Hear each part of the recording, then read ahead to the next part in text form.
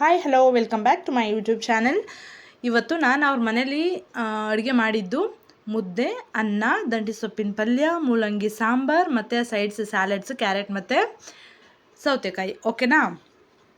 ಇದ್ರ ಬೆನಿಫಿಟ್ಸ್ ನೋಡೋಣ. First of all ಏನಂದರೆ, ನಾವು ಸಾಮಾನ್ಯವಾಗಿ ಮುದ್ದೆ ತಿಂತಾ ಇರ್ತೀವಿ. ಓಕೆನಾ?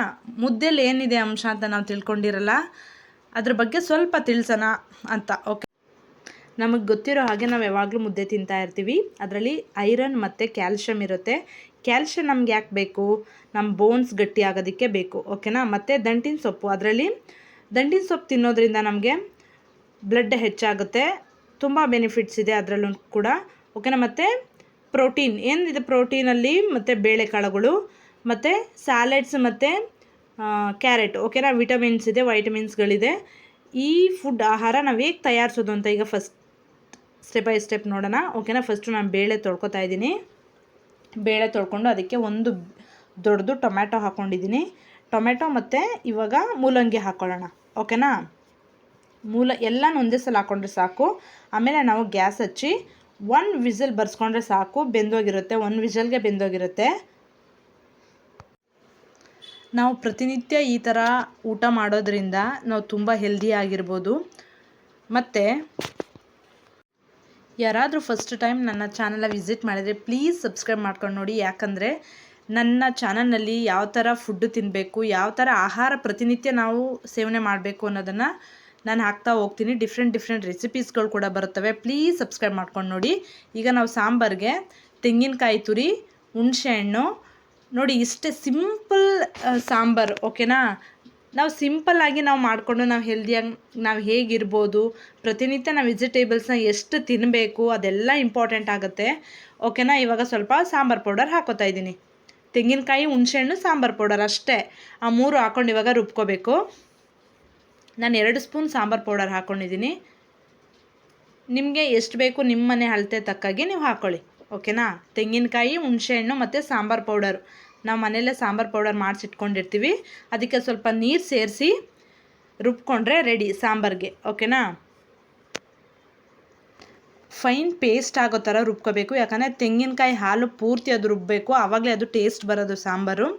ಫೈನ್ ಪೇಸ್ಟ್ ಹಂಗೆ ರುಬ್ಕೊಂಡ್ರೆ ತುಂಬ ಟೇಸ್ಟಿಯಾಗಿ ಬರುತ್ತೆ. ಮತ್ತು ಇವಾಗ ನಾನು 1 ಈರುಳ್ಳಿ ತೊಗೊಂಡಿದ್ದೀನಿ, ವಾಶ್ ಮಾಡಿ ಇಟ್ಕೊಂಡಿದ್ದೀನಿ. ಯಾಕಂದರೆ ಅದರಲ್ಲಿರುವ ಈರುಳ್ಳಿ ನಾವು ಸಿಪ್ಪೆ ತೆಗೆದಾಗ ಅದರಲ್ಲಿ ಮೇಲೆ ಒಂಥರ ಹಾಲಿನ ರೀತಿ ಬರುತ್ತೆ, ಅದು ಒಳ್ಳೆಯದಲ್ಲ ಹೆಲ್ತ್ಗೆ ಅಂತ ಹೇಳ್ತಾರೆ. ಅದಕ್ಕಾಗಿ ವಾಶ್ ಮಾಡಿ ಕಟ್ ಮಾಡಿ ಇವಾಗ ನಾನು ಸೈಡಲ್ಲಿ ಇಟ್ಕೋತೀನಿ. ಉದ್ದುದಾಗ ಹಚ್ಕೊಂಡಿದ್ದೀನಿ. ಸಾಂಬಾರಿಗೆ ಉದ್ದುದಕ್ಕಿದ್ರೇ ಚೆಂದ. ಇವಾಗ ನಾನು ಸೊಪ್ಪಿನ ಪಲ್ಯ, ದಂಟಿ ಸೊಪ್ಪಿನ ಪಲ್ಯ ಮಾಡೋಕ್ಕೆ ಅಂತ ನಾನು ರೆಡಿ ಮಾಡ್ಕೊತಾ ಇದ್ದೀನಿ. ಓಕೆನಾ? ನೀವು ನೋಡ್ತಾ ಇರ್ಬೋದು, ದಂಟಿ ಸೊಪ್ಪಿನ ಕಡ್ಡಿ ಸಮೇತ ನಾನು ತೊಗೊಂಡಿದ್ದೀನಿ. ಬೇರು ಮಾತ್ರ ತೆಗ್ದೀನಿ. ಯಾಕಂದರೆ ನಮ್ಮ ಅಜ್ಜಿಂದಿರೆಲ್ಲ ಕಡ್ಡಿ ಸಮೇತ ತಿಂತಾಯಿದ್ರು. ನೋಡಿ, ನಮ್ಮ ಹಳ್ಳಿಗಳೆಲ್ಲ ನಾವು ಬಿಟ್ಟಿದ್ವಿ. ಬರೀ ಸೊಪ್ಪು ಮಾತ್ರ ತೊಗೋತೀವಿ, ಕಡ್ಡಿ ಬಿಸಾಕ್ತೀವಿ. ದಯವಿಟ್ಟು ಕಡ್ಡಿ ಯೂಸ್ ಮಾಡಿ. ಓಕೆನಾ? ಇವಾಗ 1 ವಿಷಲ್ ಬಂದೈತೆ, ನೀವು ನೋಡ್ತಾ ಇರ್ಬೋದು. ಇವಾಗ ತೆಗಿಯೋಣ. ಆಲ್ಮೋಸ್ಟ್ 1 ವಿಷಲ್ಗೆ ಬೇಳೆ ಮತ್ತು ಎಲ್ಲ ತರಕಾರಿಗಳು ಬೆಂದೋಯ್ತವೆ. ಇವಾಗ ನಾವು ರುಬ್ಬಿರುವ ಮಸಾಲೆ ಕೂಡ ಹಾಕೊಳ್ಳೋಣ. ಡೈರೆಕ್ಟಾಗಿ ಹಾಕ್ಕೊಳ್ಳೋಣ, ಏನಿಲ್ಲ, ಚೆನ್ನಾಗಿರುತ್ತೆ ಸಾಂಬಾರು. ಅದನ್ನು ನೀಟಾಗಿ ತೊಳ್ಕೊಂಡು ಇವಾಗ ಹಾಕ್ಕೊಳ್ಳೋಣ. ಇಷ್ಟೇ ಮೂಲಂಗಿ ಸಾಂಬಾರು ರೆಸಿಪಿ. ತುಂಬ ಈಸಿಯಾಗಿ ಮಾಡ್ಕೋಬೋದು. ಬಟ್ ನಾವು ಟೈಮ್ ಕೊಟ್ಟು ಆ ಥರ ಮೀಲ್ಸ್ ಪ್ರಿಪೇರ್ ಮಾಡಬೇಕಷ್ಟೇ. ಯಾಕಂದರೆ ಈ ಜಗತ್ತಲ್ಲಿ ನಾವೆಲ್ಲನೂ ತೊಗೋಬೋದು, ಬಟ್ ಹೆಲ್ತ್ ತೊಗೊಳಕ್ಕಾಗಲ್ಲ. ಇವಾಗ ನಾವು ಹೆಚ್ಚಿಟ್ಕೊಂಡಿದ್ದಂತಹ ಈರುಳ್ಳಿ ಕೂಡ ಹಾಕೋತಾ ಇದ್ದೀನಿ. ಡೈರೆಕ್ಟಾಗಿ ಹಸಿ ಈರುಳ್ಳಿನೇ ಹಾಕ್ತಾಯಿದ್ದೀನಿ, ಬೆಂದೋಗುತ್ತೆ ಸಾಂಬಾರಲ್ಲಿ. ಮತ್ತು ಇವಾಗ ರುಚಿಗೆ ತಕ್ಕಷ್ಟು ಉಪ್ಪು ಕೂಡ ಇವಾಗ ಹಾಕ್ಕೊಳ್ಳೋಣ. ಓಕೆನಾ? ಇವಾಗ ಸ್ವಲ್ಪ ಕೈ ಆಡಿಸ್ಬೇಕು. ಇವಾಗ ಸ್ವಲ್ಪ ಕುದಿಸೋಣ. ಓಕೆನಾ? ಇವಾಗ ಚೆನ್ನಾಗಿ ಮಸಾಲೆ ಎಲ್ಲ ಚೆನ್ನಾಗಿ ಹಿಡಿಯೋ ತನಕ ಕುದಿಸೋಣ. ಕುದಿಸಾದ್ಮೇಲೆ ನಾವು ಇವಾಗ ಸೌಟ್ ಒಗ್ಗರಣೆ ಅಂತ ಕೊಡ್ತೀವಿ. ಅದನ್ನು ಹೇಗೆ ಕೊಡೋದು ಅಂತ ನೋಡೋಣ. ಮೊದಲನೇದಾಗಿ ಗ್ಯಾಸ್ ಹಚ್ಕೊಂಡು ಎಣ್ಣೆ ಹಾಕಬೇಕು. ಎಣ್ಣೆ ಹಾಕ್ಬಿಟ್ಟು ಅದಕ್ಕೆ ಸಾಸಿವೆ, ಕರಿಬೇವು ಮತ್ತು ಒಣಮೆಣ್ಸಿನ್ಕಾಯಿ ಹಾಕ್ಬಿಟ್ಟು ಸಾಂಬಾರ್ಗೆ ಹಾಕಿದ್ರೆ ರೆಡಿಯಾಗಿರುತ್ತೆ. ನಾವು ಆಗಿನ ನಮ್ಮ ಅಜ್ಜಿ ಕಾಲದಲ್ಲೆಲ್ಲ ನಾವು ಅದೇ ಥರ ಸೌಟ್ ಒಗ್ಗರಣೆ ಕೊಡ್ತಾ ಇದ್ದದ್ದು.